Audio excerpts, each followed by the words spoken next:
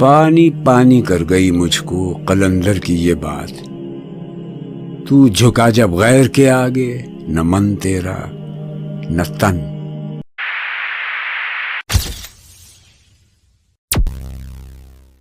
السلام علیکم ناظرین، آج ہم ایک بہت ضروری اور انٹرسٹنگ ٹاپک پر بات کریں گے کہ پاکستان میں حکومت غریبی ختم کرنے کے لیے زیادہ نوٹ کیوں نہیں پرنٹ کرتی۔ ایک وقت تھا جب دنیا کا 80% سونا امریکہ کے پاس تھا اور اس وقت باقی ملک قرض میں ڈوبے ہوئے تھے۔ 1947 میں جب پاکستان بنا، اس وقت $1 پاکستانی 3 روپے کے برابر تھا۔ آج کے دن $1 300 پاکستانی روپے کے برابر ہے۔ آخر ایسا کیوں اور کیسے ہوا؟ جب برٹن ووڈ کانفرنس ہوئی، وہاں فیصلہ ہوا کہ $، کو گلوبل کرنسی بنایا جائے۔ یہ وہی برٹن ووڈ کانفرنس ہے جس کا ذکر ہم نے اپنی پچھلی ویڈیو میں کیا تھا، اور اسی کانفرنس کے دوران ورلڈ بینک اور IMF کی بنیاد رکھی گئی تھی۔ امریکہ کے پاس دنیا کا بہت سارا سونا تھا، وہ کسی بھی وقت سونا دینے کے لیے تیار تھا کیونکہ US کے پاس سونا زیادہ تھا، اور اسی بنیاد پہ $، کو گلوبل کرنسی کا درجہ مل گیا۔ لیکن ویتنام وار کے بعد US نے زیادہ نوٹ پرنٹ کیے اور اپنا سونا ختم کرنے لگا۔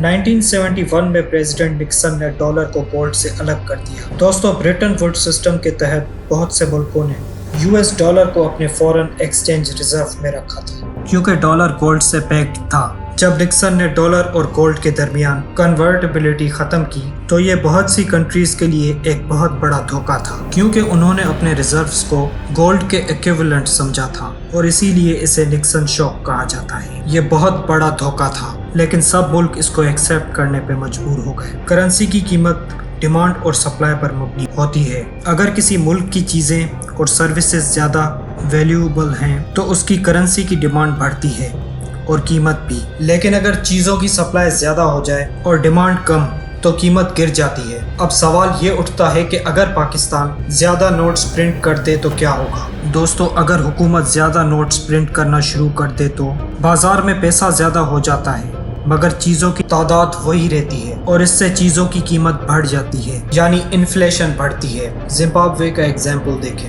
جہاں لوگ ایک بریڈ خریدنے کے لیے بہت سارے پیسے لے کے جاتے تھے۔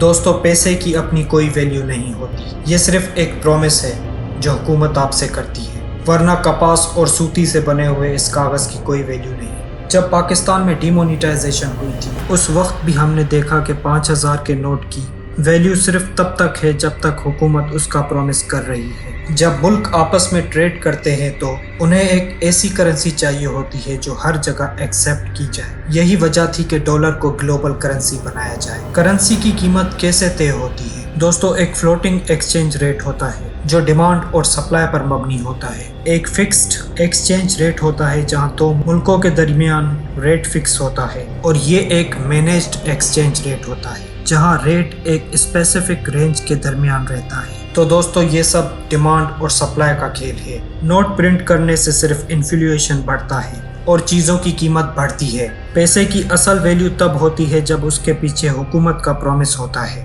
اور یہ پرومس صرف تب میننگ فل ہوتا ہے جب ملک کی اکنامی مضبوط ہوتی ہے۔ اس سب کے باوجود حکومتوں کا فرض ہے کہ وہ ملک کی کرنسی کو مضبوط کریں، انڈسٹری کو پروموٹ کریں اور ایکسپورٹس کو بڑھائیں۔